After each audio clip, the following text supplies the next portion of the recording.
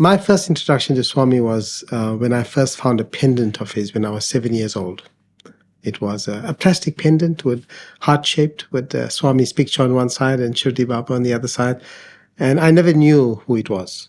I didn't know at the age of 7, but it was on the road. It was on the street. I was coming from school. I picked it up and I kept it. When I was 13, I had an operation on my right leg, and it was a bone operation. I could have lost my leg. But for some reason, my auntie, who was a Baba devotee then, encouraged my mother to say, don't allow the doctors to take his leg.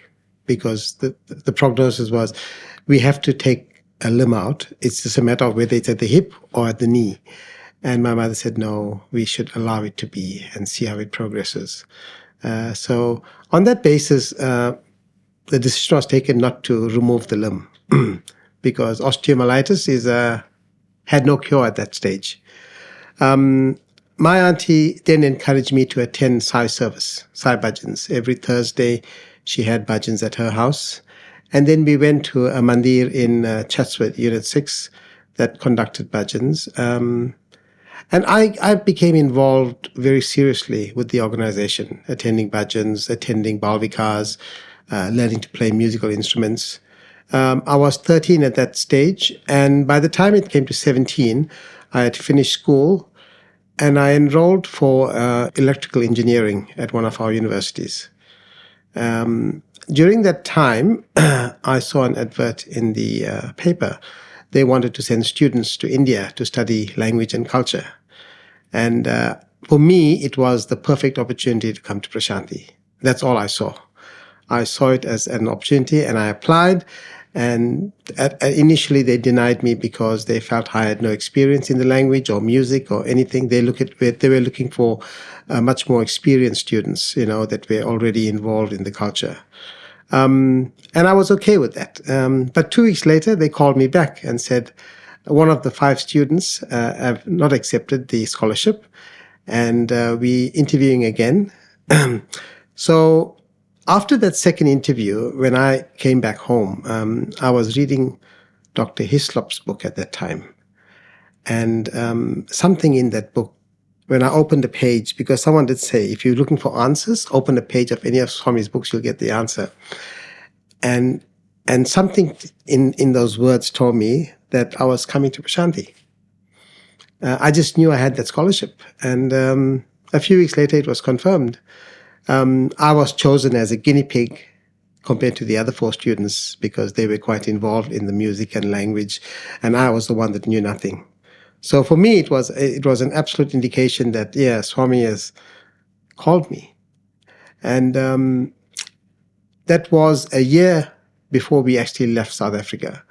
And the following year, in April, I was in Whitefield, had my first darshan of Swami.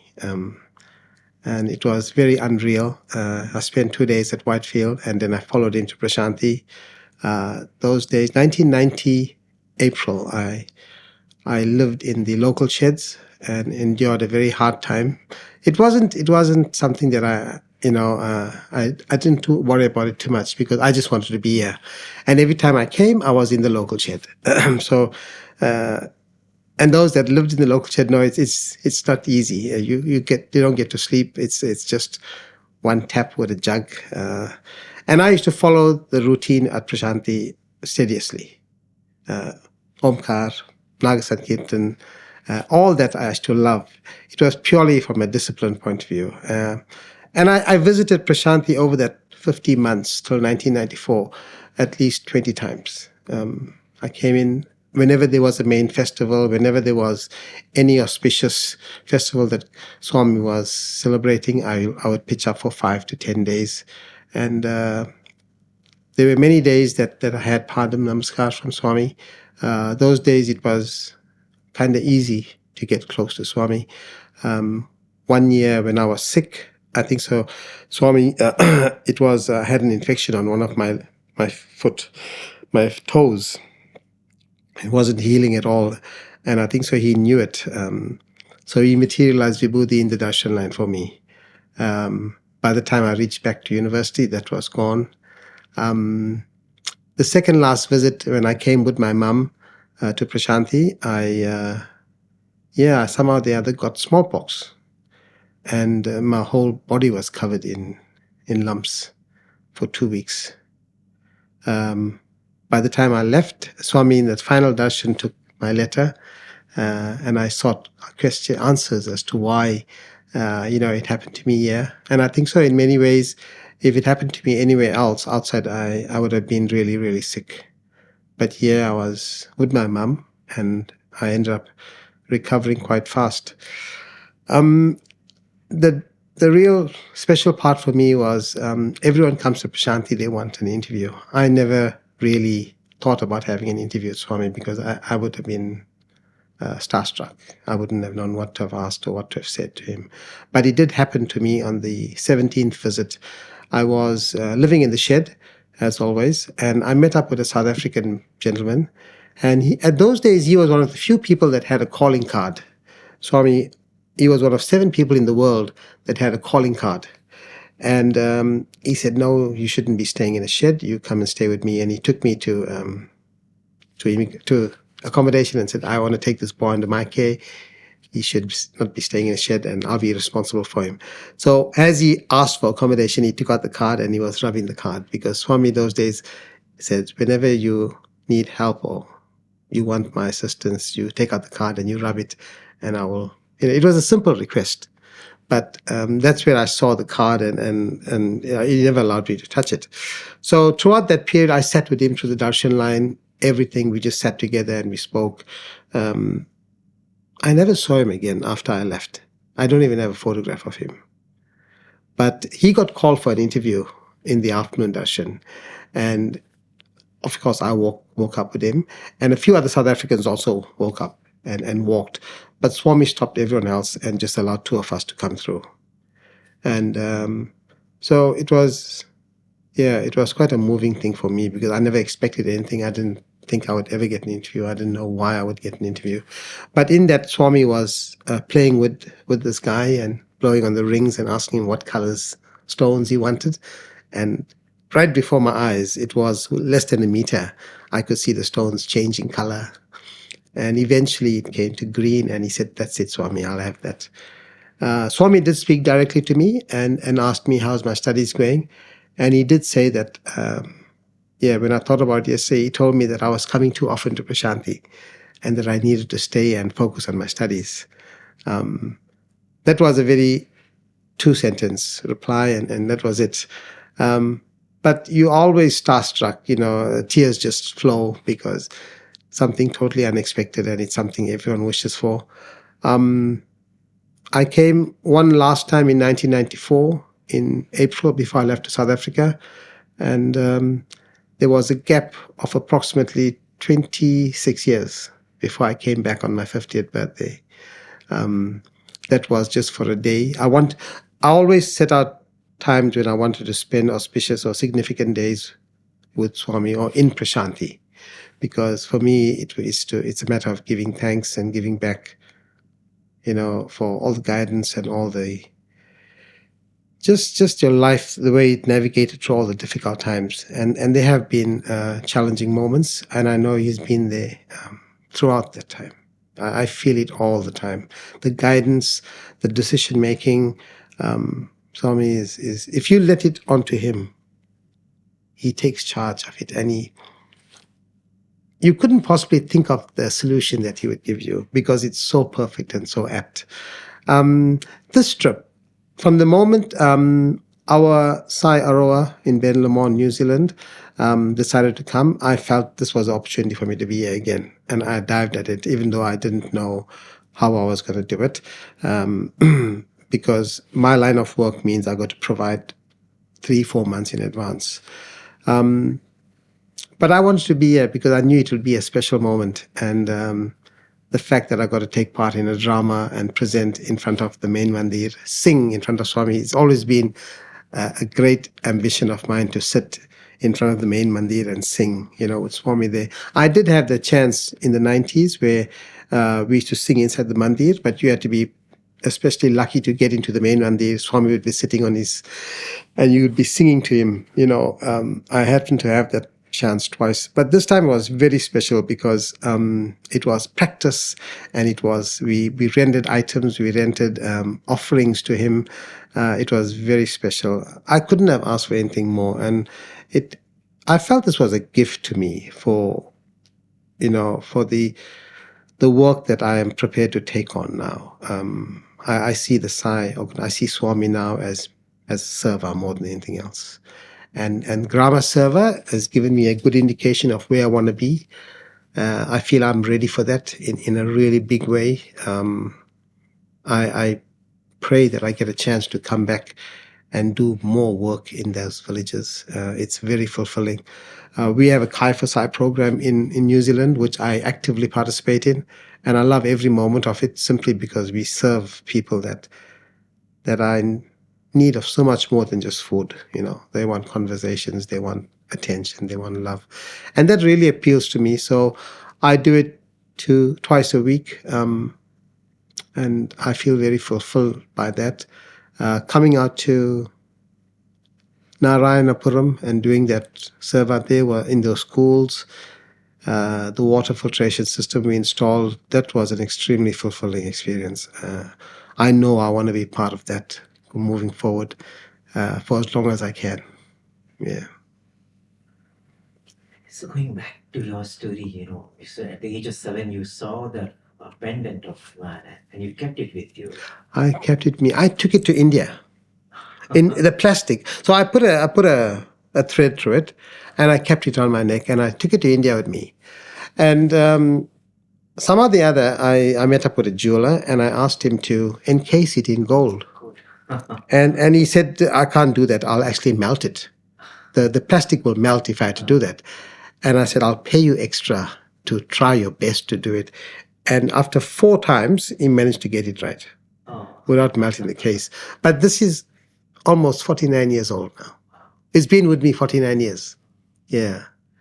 But what was the pull when you saw Swami's pendant? Why did you pick it up? And what was that connect that you felt this one should always be with me? My family are focused very much on Shiva, Muruga, Ganesha. They are the mainstream. They follow the mainstream. And even though they never stopped me from following Swami, I brought them and came here. They came, my sisters came, my mom came, and they spent a few weeks here in 1992. But no one took it really seriously. Now, again, I'm encouraging them to come because I was explaining to them that apart from just having, a spiritual experience, it's more the seva we can perform when we go back home. But they never stopped me from following Swami. My parents, although they went mainstream, they never stopped me. They allowed me to, even though we had bhajans at home, but it was not Sai bhajans. Every Friday we always lit our lamp and we had bhajans, but it wasn't Sai bhajans. But up to this day, I would still, on a Thursday, I changed my rituals to a Thursday now where I sing on my own, get my kids to join whenever. But yeah, the affiliation to Swami was there in a very silent way. I loved going to our Sai Mandir. For me, even if I walked 3 kilometers on a Sunday morning to attend, I would do that. Some or the other, I got up at that time and I walked and I came back. The connection was there from a very young age. It really was there. I know the guidance has been there from the time I had this operation, from the time I came to India. It's always been there. There's certain moments in your life where you come into intersections and you know that you're going to take the right decision because you asked for it. And I always would tell Swami, this is for you to decide. I'm going to step aside. So it was there. And I never always took it for granted, the fact that he would give me the right decision. Or for me, it was as long as I keep living in terms of what he wants me to do, right conduct, proper, I would have the benefit of his grace. I always felt that.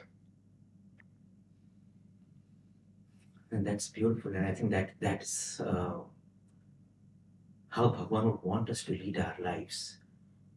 If truth and right conduct become part of our nature, Swami said truth and right conduct should be like our two eyes. If they become like our nature, then I think there is no question that He'll be with us. And I think you have experienced that. It has come through at very focal points in the life.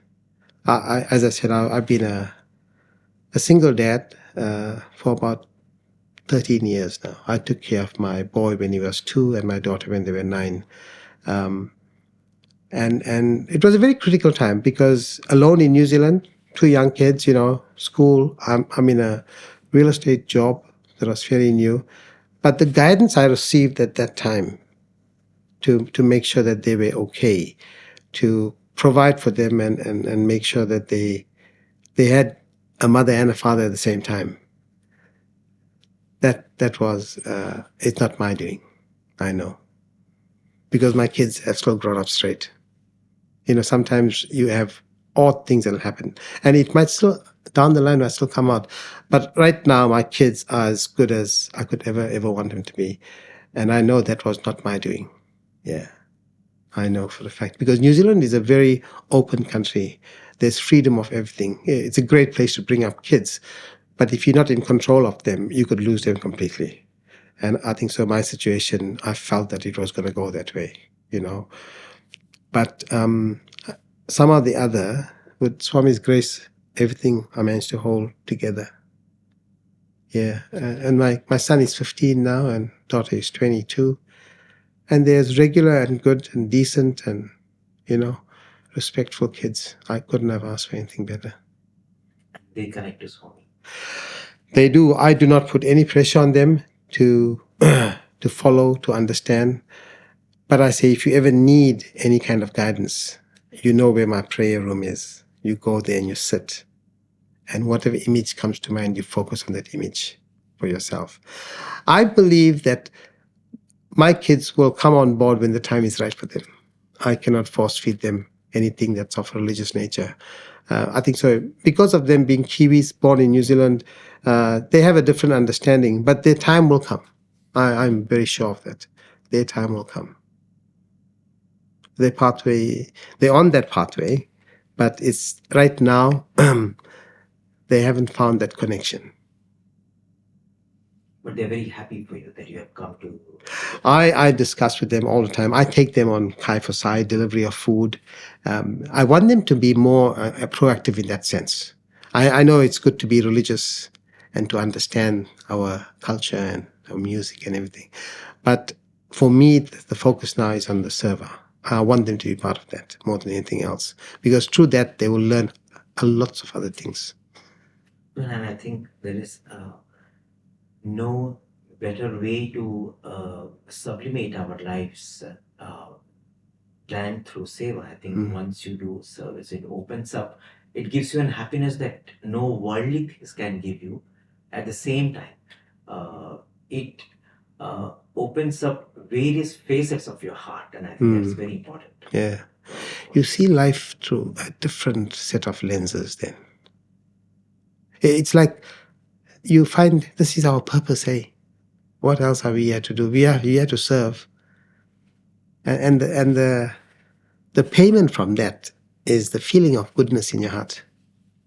It just, you can't explain it in words. When someone says, God bless you. In New Zealand, you think a first world country won't have the need for food. But there's 2 homes, old age homes, I deliver food for. And there's a mixture of Indians, Islanders, Chinese that take food on a Saturday, and then on a Tuesday also I deliver. But when they say, God bless you, they're not just saying it. It's coming from such a deep space within them because no one else cares about them. No one else cares to even talk. That's their last stop. You know it for a fact. That is their last stop. And the fact that you could have just a hello and thank you, it's such a meaningful thing coming from people that really need seva to be done for them. And I love that now. It's become part of me. I want to take it to another level, though. I don't know. He's going to actually put me on that line. I'm waiting. I'm ready for that. I really am. When I came out and saw what happened in the villages, I felt this is it now. So in so many ways, being here in Prasanthi for the 100th year and being part of the New Zealand Prasanthi Yatra group, getting the chance to perform, a lot of things have happened and a lot of things are opening up now. It will. I know. I feel I'm ready to. Ideas have been going through my head. I've been speaking with friends in New Zealand that are so connected, that want to do this kind of thing, but don't have a platform to start or it. So, and they were quite intrigued when I showed them the photographs of what was happening. They just thought I was coming for the 100-year celebrations, But I said there was so much more to this, and I want to get them on board. But these guys are like doctors and gynecologists and all of that. They were so keen to understand what was going on. They know Sai Baba. They haven't been involved in the organization in New Zealand or in South Africa, but they want to give off things. They're at the tail end of their careers now, and they see the need to give back now in whatever way. They just need some kind of structure to it, and I feel I can bring them together. And there have been so many devotees in the early years from New Zealand, and that's how Swami mentioned New Zealand as Zealand. So there have been very beautiful stories of devotees from that part of the world who have experienced the love of Bhagawan, taken Swami's love down under, and to see that even now, even though Swami is not there physically, you have people coming, you have people being touched by his love and returning to New Zealand recharged. I think that's the story of Bhagawan, that's the story of his love right now. I think so. I feel since his passing, Swami is even more present everywhere. He's more accessible to everyone everywhere. Before, because he had a physical presence here, people felt they need to come here. But now he can be felt everywhere. You can see, we have students. New Zealand is very international, mixed from all over the world. We have students in a school that prepare the lettuce and come to Saiaroa, our shrine, and make burgers for delivery to the people. It's amazing how those students love doing that job. They don't know Sai Baba, they don't know anything else, but they come and they prepare, and with so much of energy, and it's so heartening to see that. There's Chinese, Japanese, Indian, a whole mix of them, year 10. So you can see it in that. You can see Swami in that, for these kids. Those kids are like teenagers. They have no business making burgers or planting lettuce to make burgers, but they love doing it. And I found that fascinating. I think so much more will come of this down the line. The people that we serve burgers to don't know who Swami is. They don't know. But in time, you can see it spreading out. It doesn't have to have a name connected to it. It's a server that's important, I feel. Yeah. And even though we might think of them as developed nations, I think they're developed in sense of infrastructure, in Technology. in technology, in certain senses. But when it comes to the want for love, and I think everyone needs that, and there is that need for love no matter where you go, and there is so much of scope to do to bring a smile on others' faces, if you have that heart to do, isn't it? Simple, and to the simple things. First world countries are first world in terms of technology, infrastructure, as you say, but they forget the basics. And the bulk of the people are on this, on the ground level. They don't need technology. They don't need fantastic. They just want that love, as you say. Simple gestures. Having a meal, having something good to say with them. We have 4 times a year in Saiaroa, we have Seniors Day on a Sunday afternoon, 2 to 5. And we invite a whole lot of people from different communities to come along. We're seeing the islander population coming in a lot now. and it's in. So when they come in, a lot of it is islander generated. You know, we sing Maori songs. We have Maori emblems in our ashram, and they're quite intrigued. Like, what is this? There's a picture of Christ. There's a picture of the Quran and a mosque, and then, you know, Buddha is there. So it's opening up a lot of people's mind to things, because we even have Muslims from our adjoining mosque coming and sitting in our bhajans on a Thursday. So it's a great platform, because New Zealand doesn't have many believers in any faith. Yeah, they tend to say we are not atheists, but we don't belong to any particular faith. They're good people though. Yeah, they're very good, and they're very open to this kind of thing, which is a great platform to spread Swami's message even more. I think Swami delivered. I still have that A4 page where he declared certain things. You know, I was here in 1992 or something. He sent a page, and he said New Zealand was one of the countries that have good energy. It was one of the decisions I fell back on when I wanted to move, because Swami said that would be New Zealand and Australia. He said would be countries that have good energy, good clean energy. It does have that. It does have it, and I think so. Going forward from a server point of view, as you said, that love conquers everything. The islander community need it more than anything else. They like the left out generation, left out kind of nation.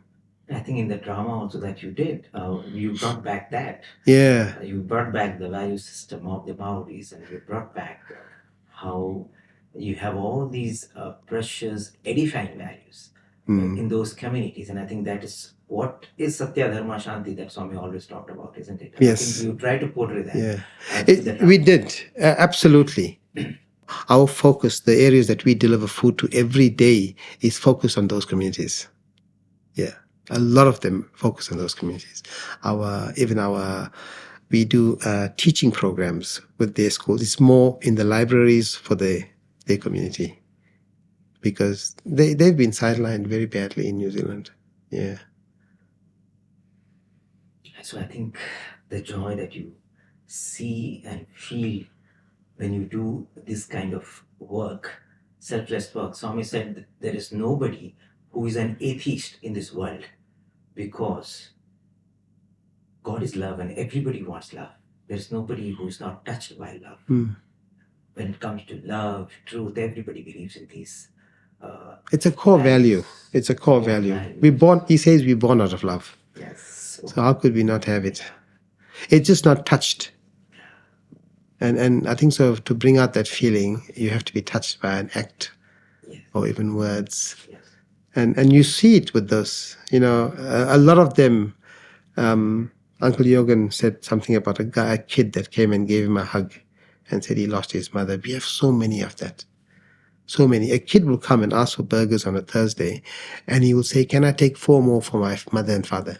He knows he's not going to get a meal when he goes home. That's why he wants to take another 4 burgers for them. Now, for a 7-year-old to think like that, he came for the tuition in the library, and there was burgers, and he's thinking about taking some for his parents. If we can create that kind of feeling within the kids from that age, they're going to ask questions about where this is coming from. So I really look forward to that part. I know I've got a few people that I work with. I work with 70 real estate agents in my office, and I've already got a few of them that are getting involved in Kai Fasai. And it's not a forceful thing. It's an ongoing thing. You don't force it on them. You tell them, come and join us if you can. I always encourage them to come and help me make burgers. And then we get some other ones who come and help you deliver. It's a slow process, but I think so when they buy into it, it's for keeps. Yeah. Because if you force someone to do it, they'll do it once, twice, and then third time they'll have an excuse. But I think there's a whole lot more we can do now. I think when pure love touches you, magic happens. And it's not difficult. That's the best part. It's just not difficult. He just clears that path. If you focus on attaining and doing something that's for the good of humanity, everything will open up. it's amazing. I told my friends my clients, I wanted to come here to do this Grama Seva. I had clients donating money simply for that Grama Seva. I never asked for a dollar, but I had clients donating money. And I sent all of them that posts of what happened in that village to say, this is what you have done. So that's why it will get big. I hope to be here next year with the Australian contingent. That is my request for Swami to allow me to I come. think there is that goodness, that spark of goodness in everyone, and everybody wants to do good. As you said, they just, once they know that there's such a platform exists, I think a lot of people will want to do, because everybody wants that happiness.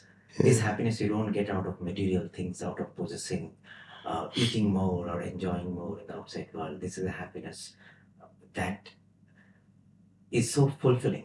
Outside world, when you spend money and experience happiness, you feel exhausted. But this is a happiness which recharges you. And I think And you want to do more and more and more. Yeah.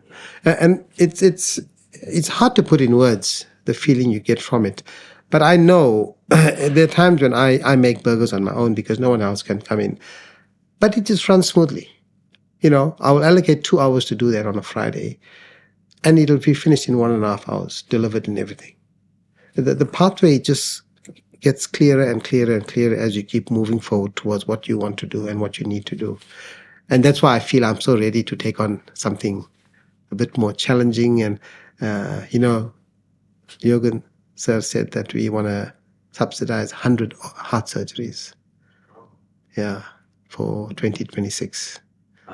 So I am hoping to be part of that too. I really want to see how close we can get to that. I know we'll do it. I have no doubt. But to be involved in all these small projects, very fulfilling, I feel. So you had the chance to visit the hospital and other institutions. Yeah. I did go very early when it was first opened. My mum and I came when the hospital opened. She donated blood there. I never got a tour of it though. But when Swami declared in 1991, the opening of that, and then we saw the video, when they put it in a timeline, it's impossible that could have been done. But the way 4 surgeries completed 15 minutes after the inauguration, that's astounding. And I look at Prasanthi from the time I came here to now. I don't think one person is, if one normal human being can do this. It's work of the divine, man, in a massive way. And I'm sure all those memories would have come back to you, the memories from the 90s. It did. A lot of it, you walk down to Chitravati River, you go to Swami's parents' samadhi. It was amazing to think that at that young age, I wasn't spiritually inclined, but I wanted to just dig deeper and deeper and understand what this is all about.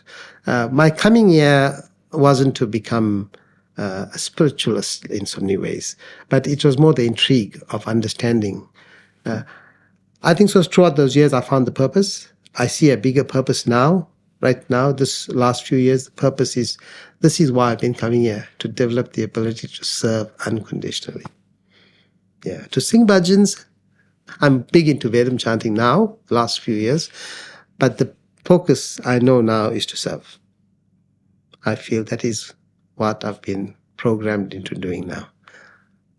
Bit late, 56 years old, tomorrow, 56, but yeah, but never too late. Yes, we are never too late to serve, and everything that has happened also was building up to what is now. Yeah. So everything has its time. If something would have happened before, probably we wouldn't have understood it that clearly. So Swami has been guiding our life in such a manner that at the right time, right things happen. And to open up new things. Yeah, and you do it fully with the heart. Yeah. Not just because, I'm going to get tired or make an excuse. Now you realize the purpose. Because I've been asking Swami all the time, you keep saying, I want, we need to be instruments of you. I keep trying to see how am I doing it. I feel Kai Fasai is still a small part of what I can do. I want to put a little more effort to a bigger part of it now. And perhaps it's here in Prasanthi and the surrounding areas, because there's a lot of work to be done here. Beautiful. I think if you go to the hospital where the Ganesha statue is in the dome area, prayer hall area, there is a saying, Paropakaraartham idam shariram, which means the body is meant only to serve. That is the main purpose of the body. And I think once you come to Prasanthi Nilayam and you experience the place, the spirit of this place, you go back reprogrammed, you go back recharged, you go back with renewed energy. And I think that's what has happened to you, isn't it? This time, when I look at the people from Sikkim, Darjeeling, Nepal, I'm just blown away by their devotion and how they serve. There was so much of order throughout this 2 weeks I was here, 2.5 weeks.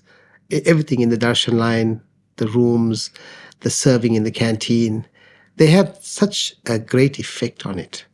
Now the transition has come, a new group of people have come in. There's a bit of a changeover, and it's not as smooth as it would be. But you can just see what effect those guys had, how onto it. And it's a 3-day journey from up north to come here. And I spoke to a few of the young boys, because they have a very good young contingent of people that come and make the journey. And I was just blown away by them, how they serve, man. It's amazing. I've always seen them come in their droves, and what a long journey. And this morning I saw all of them pulling their bags and going, and I'm just thinking what a hard journey it is. But still that look of happiness in their face. All those servitors that came and they delivered just for that Christmas, New Year. It made me think, what drives them?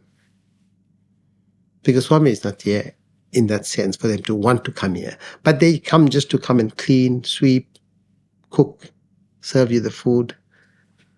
And then they finish their 3 weeks and they're gone. I feel they must be driven by some higher force to come and deliver in such a way. So much heart, so much happiness. There's so much to learn from them. So much. That's how Prasanthi is an inspiration engine. It is. If you look, just at the basic things that people, what they're doing, you'll be inspired by that. You'll just be inspired. And everywhere you go, that hospital itself is fascinating. Truly fascinating. I want to be part of that now in a really good way. It's an excuse to be here, but also to serve. I think those are the two most powerful principles that Prasanthi stands for: universal love and selfless service. And I think everyone comes here, they experience that. And no matter where you are, where you go, with what kind of people you live, you can practice these two principles: universal love and selfless service. And I think that is the very beautiful take home for every person. And as I listen to you, these are the two words that come to me again and again. And I think you're going back with renewed energy to practice these two things. And I think that's the biggest gift that perhaps Swami has given you on his 100th birthday. Yeah, that purpose. I feel that purpose now. I don't see it as just a task that makes me feel nice. But now I want to do it on a bigger scale. Get other people involved now. Spread the word. Beautiful. So, in so many ways, I think this trip has been a very historic trip for you too.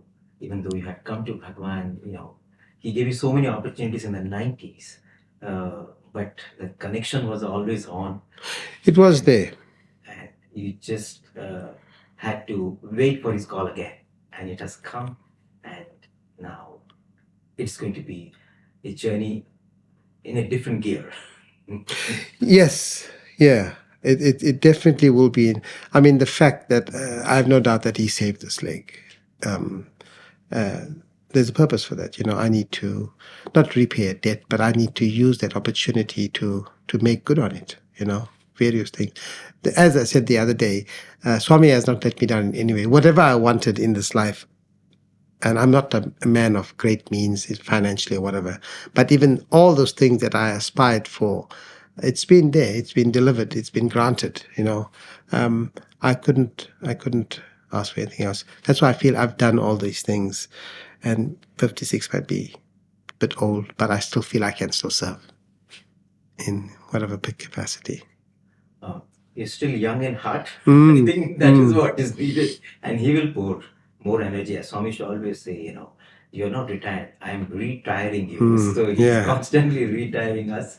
All we need is, we just need to have that faith and that surrender and that focus. That will, And I think he will fill us with that energy for our own happiness. It works. In fact, it works so much in your favor. Yes. Yeah, more than anything else. So I just pray that it does fast track forward now. I'm looking forward to going back and chatting, being part of Sayaroa, but getting my friends on the side. Beautiful. So the energy of Prasanthi will live on. Yeah, it will. It's amazing how the crowds are still here. It's 15, 16 years now. And look at this. I was shocked. When I came back in 2020, I didn't expect to see. I thought it'll be but we couldn't even get in the Darshan line. And I brought a friend with me that time. And we always speak about Swami. It was her first trip. And she said, you didn't tell me it was going to be like this. I said, I don't know. But it's fascinating. Where is it going from here, Well, the glory of God can only grow. There is no other direction. You look at Shirdi in Mumbai. Look at that place. It's chocker again, full on. So that energy, that presence, that power is still there. And we are fortunate. Oh man.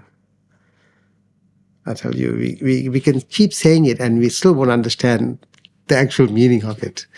Because to be in the house of God and to sing and to experience that energy and that bliss and that peaceful. When I spoke to my friends in New Zealand, clients, they say, you sound totally different. You sound like you're on holiday. I said, yeah, I meant to be on holiday. They said, your voice is totally chill. You sound totally different. You don't feel it. You don't hear it. But the fact that they can pick up on a call shows that, you have changed. I just feel I need to be back again next year.